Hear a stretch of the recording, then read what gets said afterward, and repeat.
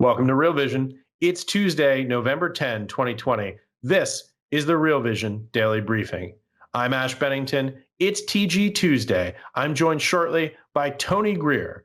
But first, with the day's stories, Hallie Drasnin. Hi, Ash. The three major U.S. equity indices were mixed on Tuesday. The Dow led the way higher, seeing gains off of optimistic vaccine news that was announced on Monday.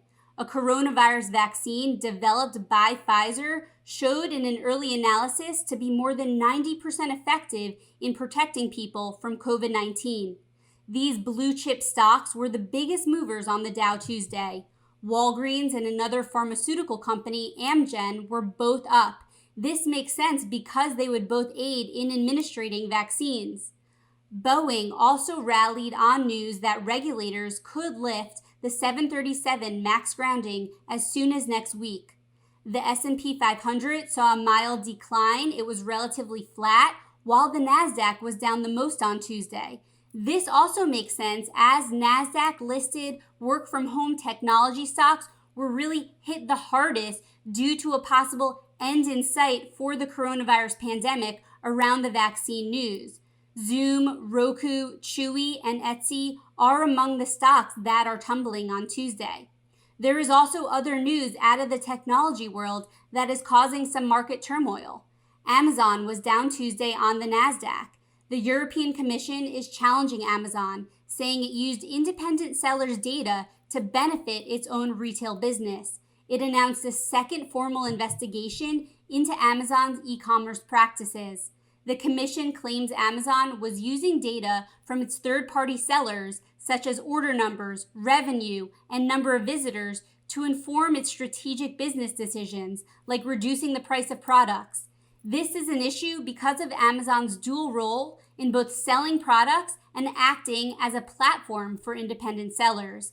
It is specifically looking at Amazon's dominant position as an online marketplace in Germany and France, the company's biggest markets in the EU. The first investigation into Amazon was launched in July 2019 over concerns of anti-competitive behavior. The Commission's second antitrust investigation now will look at how the company chooses which sellers offer products via Amazon Prime. But the question is how big tech companies use data and deal with their smaller rivals has become a major focus for regulators. China on Tuesday also unveiled regulations to root out monopolistic practices in the internet industry, seeking to curtail the growing influence of corporations like Alibaba and Tencent. The rules, which sent both stocks tumbling and sparked a wider sell-off in Chinese equities, landed about a week after new restrictions on the finance sector that also triggered the shocking suspension of Ant Group, the $35 billion IPO that was expected to go public last week. So big picture, investors are starting to look beyond COVID-19 to life after the pandemic. Riskier assets we're seeing are in the green, and stocks that performed well during the pandemic are in the red. Is it time now to start thinking about changes to your portfolio, to diversifying for this new lag? COVID is not forever. There's still a lot of unanswered questions, especially as it relates to a timeline, to a vaccine, and a stimulus bill, but eyes are wide open. On that note, back to you, Ash. Before we begin, a quick note from yesterday. Real Vision was on holiday, and we aired a pre-recorded Real Vision daily briefing. Markets yesterday obviously were in motion, and we weren't here to comment. Going forward, if markets are open in the US, we're going to do a Real Vision daily briefing. Finally, we appreciate that the show is missed yesterday by so many, and we thank you again for watching. TG, Tony Greer, welcome back, man. How you doing, Ash? Great. I'm really excited to talk to you. You know, Ed and I were teasing this show, I think is on Friday. We got everybody and their brother, every talking head in America on cable news talking about their philosophy, their ideology. Tony, I want to know, what does the tape say? Oh, man, the tape is singing like Luciano Pavarotti right now, Ash. You know, that's why it's really exciting to be in the markets today. You know, we wake up Monday morning to markets clearly singing a different tune, right? We've got two daisy cutter headlines on the tape for the first time for the markets to witness and absorb. We've got President-elect Biden. We've got a vaccine for COVID. And all of a sudden, Ash, you couldn't telegraph it any clearer. The world went from, having to deal with this European lockdown rotation that we were in last week, which is something very specific. We've discussed it, to looking past COVID type of rotation, right? The market is clearly with this vaccine, whether or not it is 100% effective in putting us back in motion economically, immediately or not. The market is looking for that, right? So what has happened this week is we see that lockdown rotation get turned on its head. We see a new inflationary hedge paradise start to show up in the markets in grand scale, large magnitude, and no uncertain terms. That's the kind of markets that we live for. Yeah, I should say, by the way, we're recording a little bit early here, around 2:00 Eastern time. We had to do this for scheduling reasons, but it was so important to get you in to talk about what you're seeing. So what do the numbers say? What are you seeing in terms of price action? What are you seeing in terms of volume? What are you seeing in terms of the technical analysis that you do?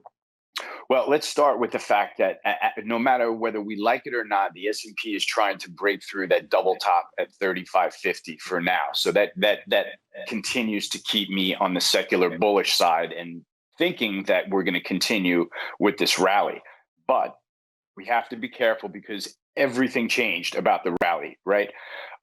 Let's start with the indices and having the Russell and the microcap index absolutely explode, right? On Monday, we had the Russell up 3.7%, the S&P up 1.25%, and the NASDAQ down 1.5%, right? That is a direct unwind of the lockdown rally that we saw since March.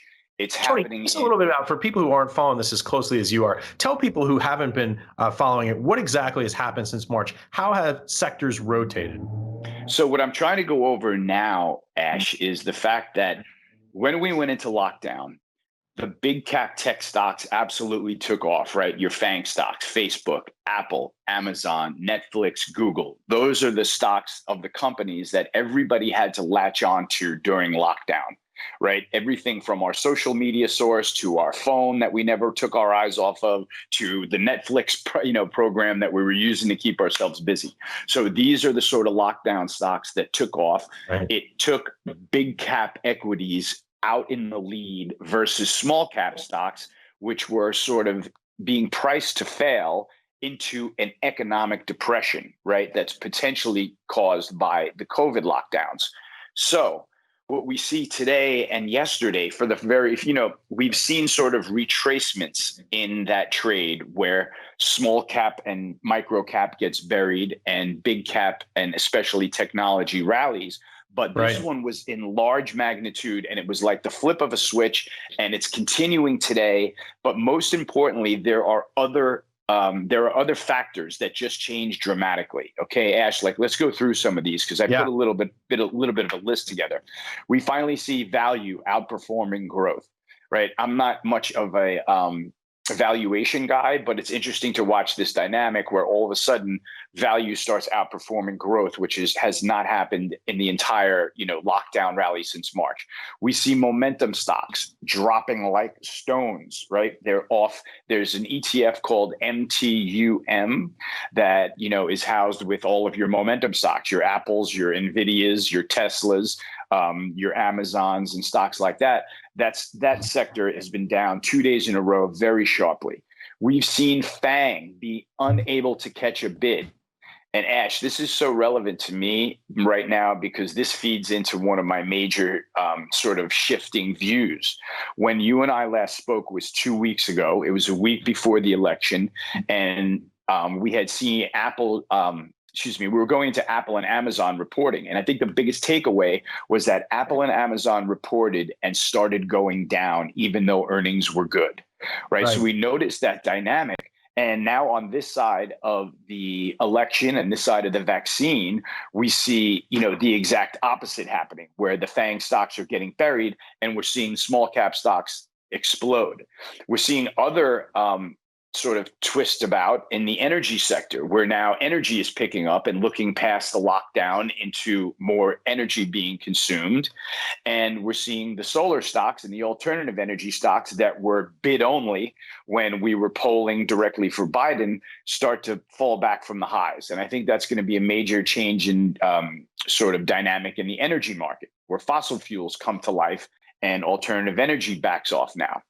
We've got commodities, Ash, absolutely sending a message this week. Across the board, we've got the Bloomberg Commodity Index, first of all, the basket right back up to the top of the range, looking to continue its breakout. So that's significant to me. We see grains today, for example, up 4% across the board to new highs. We just had a grains report come out that shows smaller crops, better demand, the typical story, and we've got grains on the run. We had oil come back to life right away from 37 to 41, right with the restart, and Bitcoin up and leaves the room essentially, right? So everybody's latching onto this Bitcoin trade. We've got it's trading a little bit more like a risk asset, but more importantly, I think it's trading a little bit more as a macro asset in face of the stimulus that's coming. But all of these changes add up to me to just a major sea change in the markets that we're going to see. I'm trying to decide if it's going to be net bullish or net bearish, because I do feel like the best scenario, the best optics and the best setup that we've had for FANG and big tech and the NASDAQ all year is behind us, right? If you look at a chart that I sent over the NASDAQ divided by the S&P, right? That ratio. And that ratio consolidated around 3.4. It's been in a secular uptrend for 10 years, but probably longer, actually. And it started to finally consolidate around 3.4 for about the last 6 months. And now it looks like it's broken down significantly with the NASDAQ backing off and some of the other sectors rallying. So there are a few different dynamics at play here, but the signals that we're getting are being sent to us from the bond market. And that's why I'm really, really listening, right? We spoke about it the last, 2 weeks ago, that we started to see yields perk up. And now we're in a position where yields are breaking out. Treasury market is breaking down. And I think, as I tweeted this morning, if it looks like the Treasury market is starting to price in higher oil, higher grains, higher gold prices, and higher inflationary hedges, trust your instincts, because I think that's what's coming on this side of looking past lockdown, knowing we still have stimulus coming. So that's, some of the complicated scenarios, Ash, that I'm starting to look at that are really huge sea changes for me on this side of this binary event that the market was, wound up like a pressure cooker heading into. And so I really want to respect the unwind coming out of it. Yeah, again, markets haven't closed yet. I'm looking at about 2:18 p.m. here Eastern time, and I'm looking at my screen, and I see like a 3% spread between NASDAQ going down and Russell 2000 going up. That's big. It's wild, right? It's more, it's more indicative of, that this total unwind. And I don't think this is going to end very quickly, because we just spent, count them on your hands, man. March, April, May, June, July, August, September, October, November, winding into that position, with the VIX elevated and tensions high and a lot of headline risk everywhere you look. And so on this side of that event now, Ash, I feel like you've got a little bit less headline risk as long as we are, safe and sound with the President-elect Biden story. We got a I'm calling it a little bit of a red wave in Congress as, Republican, it just was the inverse of the blue wave that was expected. In fairness, Republicans held on to the held on to the Senate. They picked up 10 seats in the House, totally unforeseen. It balances the government a little bit, right? It's going to keep Joe Biden from maybe going a little bit too far to the left. And it's going to keep, maybe the stimulus checks in check. I don't know if that's a good idea or a bad idea, but more stimulus is coming no matter what. And I feel like Jerome Powell is really going to be in charge of the markets going forward.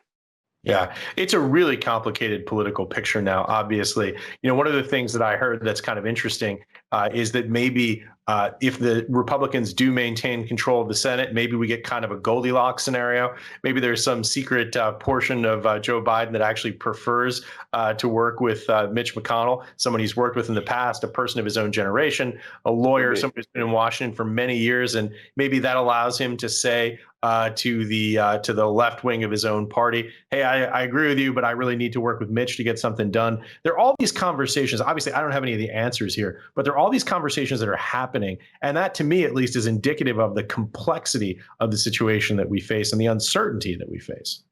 Yeah. Yeah. I mean, I don't even want to go too deep into the political side of it. I Right. think we've covered it for the market purposes, right? We've got our president in the White House, a president-elect coming into the White House. We've got, a more red than blue Senate again to keep things in check. It might be that Goldilocks scenario. So the market's going to go back to trading on its own vices, right? Which I think if we come back to it, we're going to land at the same place. The Federal Reserve is inflating assets. If you have assets, you're going to be good. And if you don't, you're going to have a problem down the line. Yeah. And I'm really trying to focus on which inflation trades are coming to life. But another big dynamic that we had developed this week, Ash, is what I'm calling the sort of lockdown release rallies, in the sectors that were clearly pinned down under the prospects of them being shut down. Right. Like we had the airlines just go into a 4 Sigma rally on this vaccine news, like we're about to get back in the air, closer to full capacity. We had the hotels gap up higher, back up above their moving averages now. We had the concert halls, I call them, right? Live Nation, which owns Ticketmaster, MSG Entertainment, big gaps higher, above moving averages again. We've had aerospace and defense perking up for the first time in a while, right? Apparently, it looks like maybe people are thinking that Biden might end this no new wars that we've been in for the last 4 years. And so maybe that's why aerospace and defense started picking up again. I don't know. But I would expect these types of rotations to continue. The tricky part is that those gap higher, usually to their extremes in a bout of shorts covering first. And then as they sort of pull back, we'll see, whether it's met with buying and they get back on the run again. But I think that a lot of those names, names like JetBlue, Delta, American Airlines, Live Nation and MSG from down here, I think they have a lot of upside potential. The hotels, the cruise lines, things like that. If we get back in business and the market wants to price them to perfection, to a better economy, maybe those can rally too. So I think there is a good balance in the market right now with big tech probably having seen, maybe just call it challenge to rally from here. Bang. And it looks like the Russell and small cap is going to catch up. And it looks like we're going to see a lot of inflation hedges start to come into play if the bond market is giving us real signals right now. Yeah. Live music, a subject that's near and dear to your heart. My last concert, March 2nd, Beacon Theater, Widespread Panic, and I talked to my buddy that I was there with all the time, and we say, can you believe that was the last time we were at a show together? And it's hard to believe. It's hard to swallow, especially with now going into the winter, with the U.S. COVID cases looking as bad as they've looked since the beginning. And no matter who's coming into the White House, into Congress, that's something that we should be more concerned with. And it looks like, we're not out of the woods. But what's amazing to me is that the new administration, the new look at the vaccine, the market to me is looking very far forward right now. And that's its job. And I feel like it may be looking a little too far forward for some people's taste. And that's why I think it's going to take a lot longer to unwind that last 10 months of trading, let's call it. So let's break it down nice and clear and simple. How are you thinking about positioning yourself going into this period? Energy, getting long fossil fuels is, at the top of my priority list. I've been looking at ExxonMobil, trying to keep it simple. I'm watching the oil services sector, OIH. The sector has been beaten and battered. First, they were overloaded with debt, and then it became, the fracking destruction story. And, the picture just could not get any worse for oil services. And then we have the situation where now we have the lockdown low and a higher low with sentiment at zero. And I think the important part about the energy trade is the timing of it, Ash. Right. So let's just go into it. leading into the election, we had the winner, Joe Biden, leading in the polls. So everybody was pricing in their energy space to fossil fuels are going to get killed because he said he's going to end fracking, and alternative energy is going to run to the moon because he's going to be a green energy guy. And that's all well and good. But what it feels like, this dynamic of having Biden ahead in the polls, of having the ESG movement, come powerfully across Wall Street where everybody's got to get out of fossil fuels. I feel like everybody had to get that done before the election. And I feel like everybody wanted that trade off their pad because you look irresponsible if you've got that long energy trade on your pad into the Biden administration. So now I feel like a lot of the big selling has been done. The stocks have the potential now to make some lower highs. When I look at oil services and I see that it's only tested the 200-day moving average resistance once before since 2018, a guy like me gets excited that this might be the one where it breaks through and runs 40%. And, to me, oil services have a better chance of putting up big numbers in the next 4 to 6 weeks than, Apple or Google do from here. Do you want to take a shot with a stock that, has been thrown out with the baby with the bathwater in the sector that's been getting killed and sentiment is at zero? That stock may go up, a massive percentage terms where I think the other tech names are going to be struggling. So that's one of the positions that I'm, angling on. The energy trade is an interesting one. There's some counterintuitive aspects of this. There are those who say that, a Republican administration actually increases the supply of oil, which drives down some of these stocks. And I was just looking here, kind of playing around, looking at the 5-year charts of ExxonMobil, Chevron, Schlumberger, Halliburton. They've gotten hammered over the course of the Trump administration. That's right. So, and I think that, it's been a combo. We've seen a perfect storm there, right? First, we saw, Saudi Arabia try to put the shale players out of business, by flooding the markets. We saw oil go negative. There's some real scars in trading in the oil market right now. And I think that, those are the signs of things that you see at secular bottoms. It wasn't the Trump administration himself that was pounding oil. It was this ESG movement, right? The movement into environmental, social, and governance conscious equities. And it was, the people having to get out of fossil fuels with the pending Joe Biden administration, which we're now about to look into. So, to me, we call this in commodity trading, the old school guys call it like a beach ball underwater. Right, because the energy market has been held down and actually tried to be pushed to lower levels, and it never went down to that lower level. And so when you see a higher low in a sector that is really just getting annihilated in the headlines, and all of a sudden the stocks start reacting positively to bad news, that's a good sign to me that, the dry heave already happened and the big selling in these names has been done.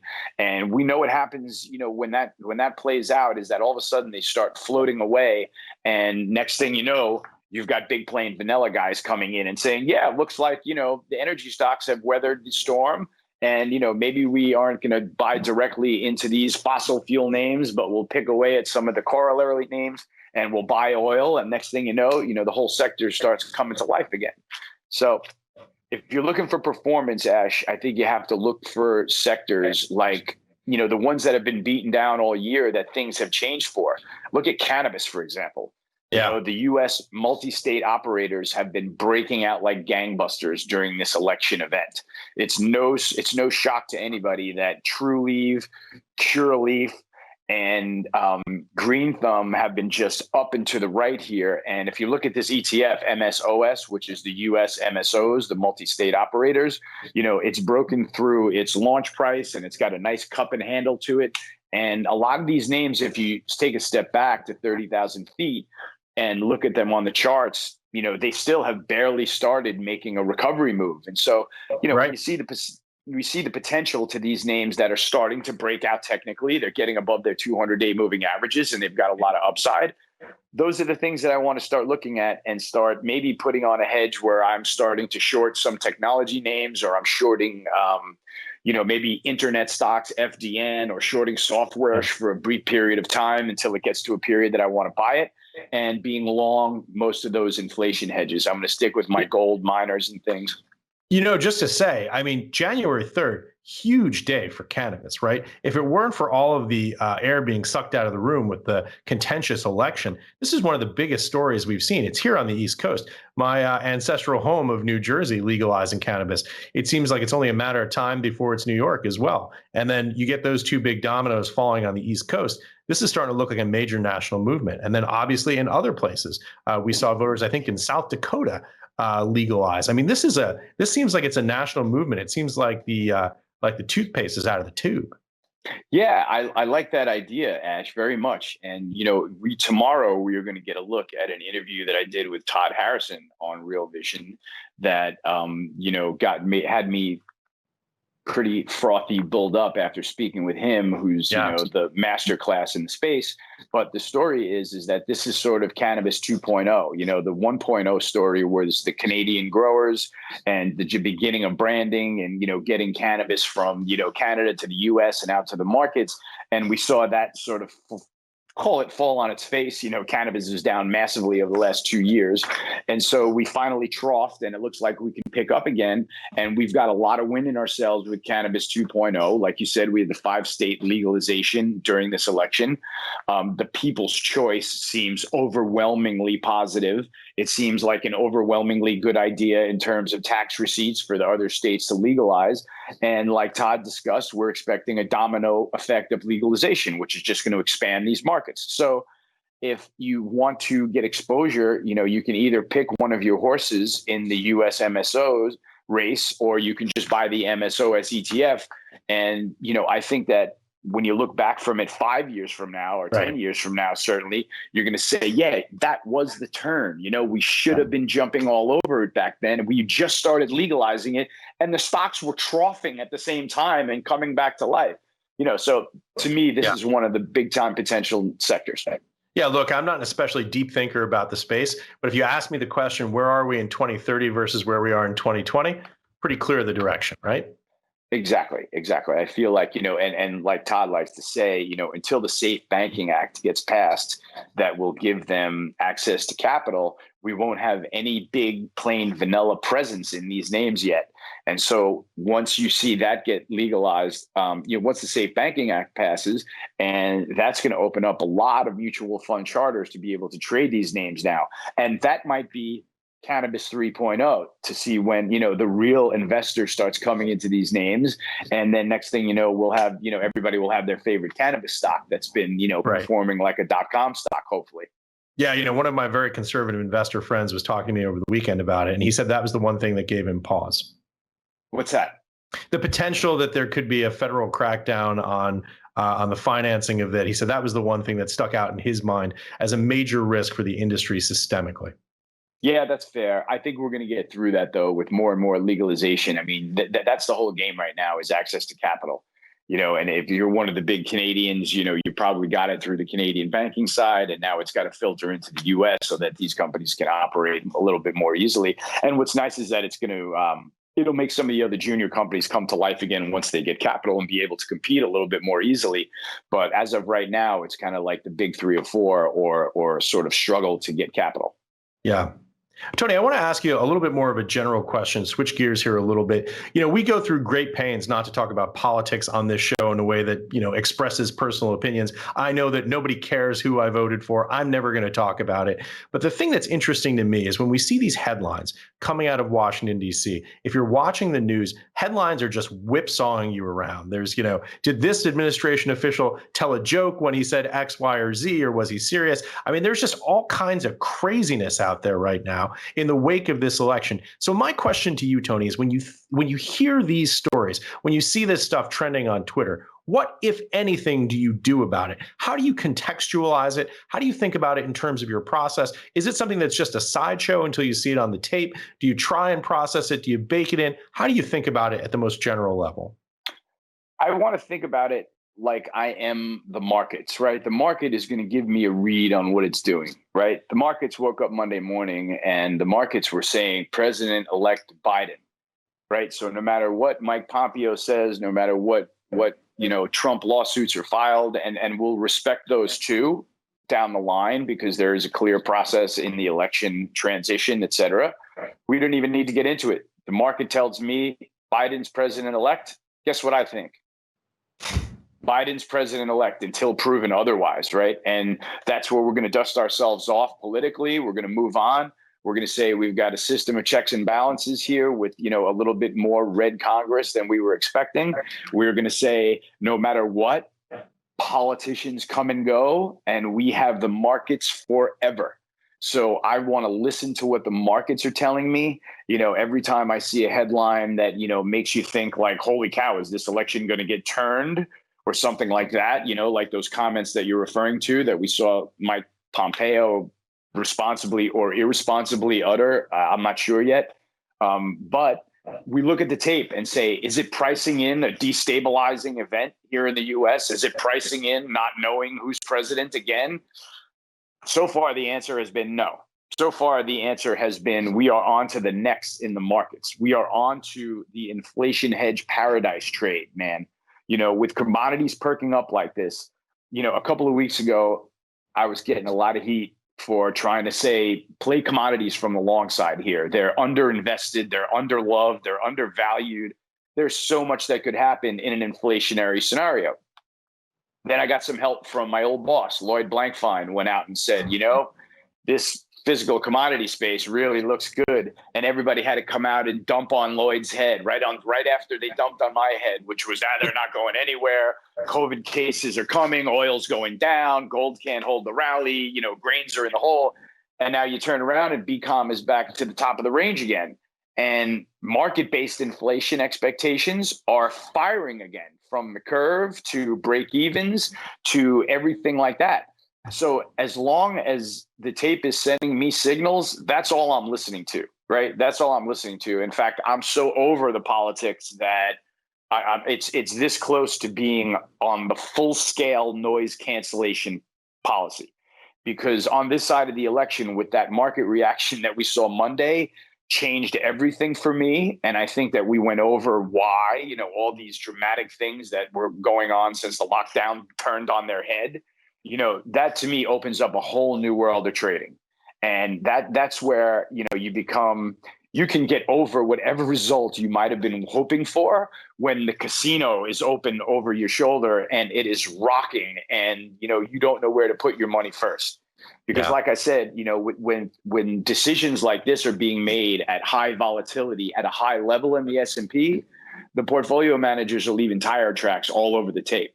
So if you do your homework, if you put in the work and analyze what they've done at the end of every day and at the end of every week, it's going to start to give you a much different roadmap than we were looking at for the last 9 to 10 months. And I think that if you take the changes that need to play into that roadmap, you're on the way to finding killer trades through the end of the year. And that's what I'm hunting right now, quite honestly. I'm looking for the ones that are going to close on December 31st, sailing in that direction that they pick up starting this week. And so I think that there are plenty of sectors that are going to sort of go that way for the rest of the year. And that's what I want to find the right time to get into those. And that's what the market's all about to me right now, Ash. Yeah, Tony, that's very well said. In a world filled with opinion and people talking, it's the screens over your left shoulder that are the final judge, right? Yeah, man, that's our playing surface. That's the one that's going to be there when there's a new president and 5 presidents later and then 10 presidents after him. It's going to be, oil versus copper versus gold versus the S&P versus treasuries. And, we're going to be here to exploit everything we see, no matter who's in office. So, that's what matters. That's what matters to me. And I'm sure to, a lot of people on Real Vision that are watching. And so that's what we're going to focus on going forward. Where is the money?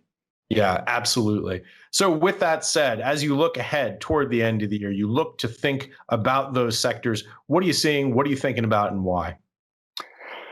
So the market came out Monday and sort of flashed us this, right? Here's the new normal for markets.